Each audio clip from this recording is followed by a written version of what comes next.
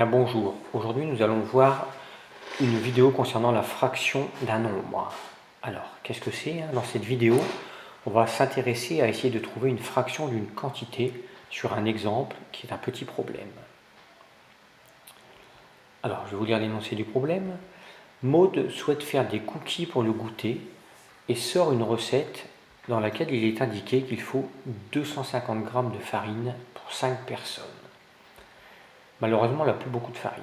Sachant qu'il lui reste seulement un fond de paquet, estimé à 164 g, elle pense faire les quantités pour 3 personnes pour sa recette de cookies. Disposera-t-elle de suffisamment de farine? Bien. Je vous invite à mettre la vidéo en pause pendant quelques instants pour relire et chercher le problème.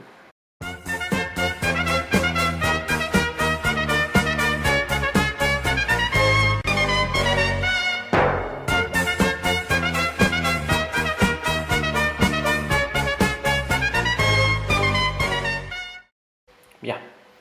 Je vous présente une solution sur laquelle on va s'appuyer ensuite pour découvrir la nouvelle notion.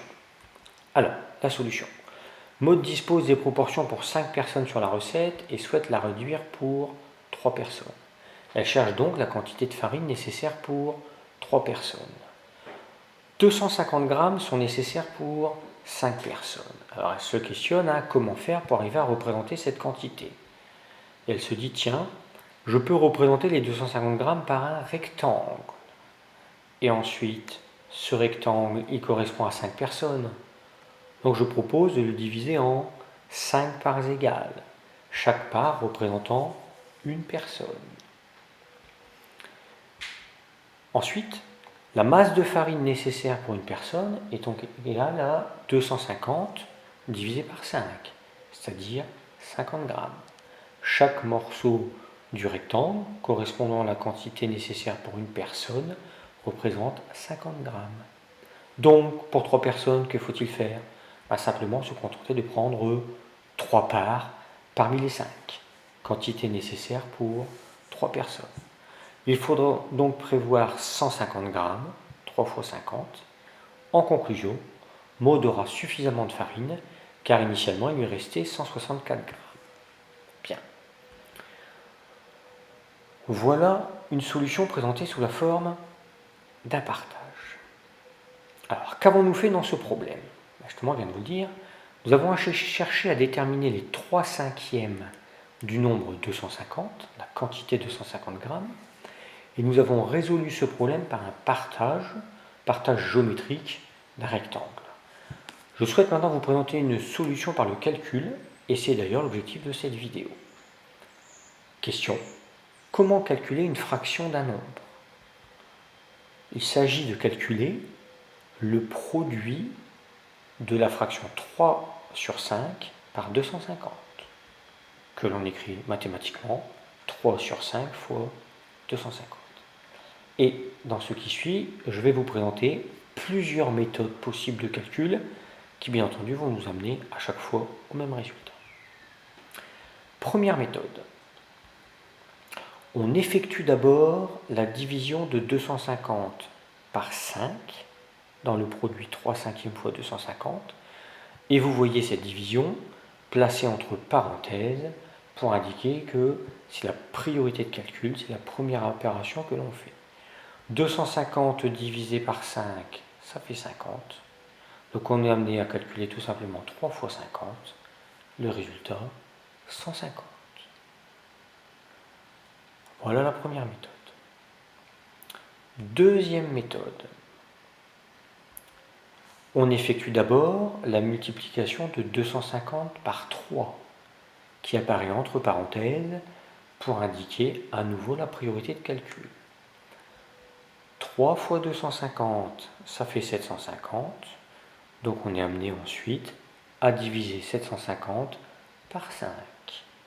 750 divisé par 5, ça fait bien entendu à nouveau 150.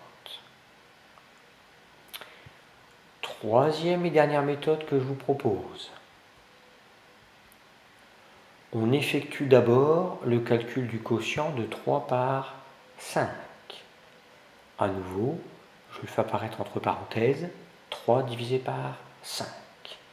Alors ici, il y a un point de vigilance, puisque nous avons vu dans des vidéos précédentes que toutes les fractions ne peuvent pas toujours s'écrire sous la forme d'un quotient décimal exact. Pensez à 1 tiers, à 4 tiers, à 5 sixièmes, etc. Dans ce cas-là, cette méthode-là ne s'appliquerait pas. Bien, ici ce n'est pas le cas, puisque le quotient de 3 par 5 est égal à 0,6. Donc finalement, on est amené à terminer par le produit de 0,6 par 250, qui est peut-être préférable de poser, hein, et cette multiplication vous donne comme résultat à nouveau 150. En conclusion,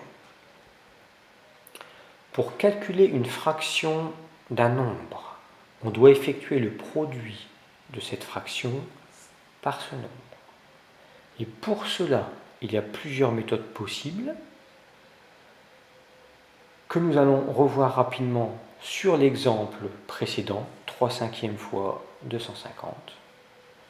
Première méthode présentée, on effectue d'abord la division de 250 par 5, qu'on fait apparaître entre parenthèses pour montrer la priorité. Deuxième méthode, on effectue d'abord la multiplication de 250 par 3, qu'on fait apparaître entre parenthèses pour la priorité. Et troisième méthode, on effectue d'abord le calcul du quotient de 3 par 5. Alors, en conclusion, y a-t-il une méthode meilleure que les autres? Non, a priori non. Bien entendu, hein, dès l'instant qu'on tombe sur un quotient exact quand vous êtes amené à poser une division, donc vous pouvez choisir celle que vous voulez.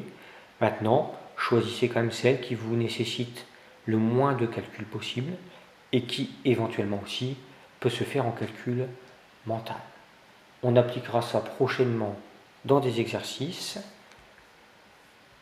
Je vous remercie d'avoir regardé la vidéo et à bientôt.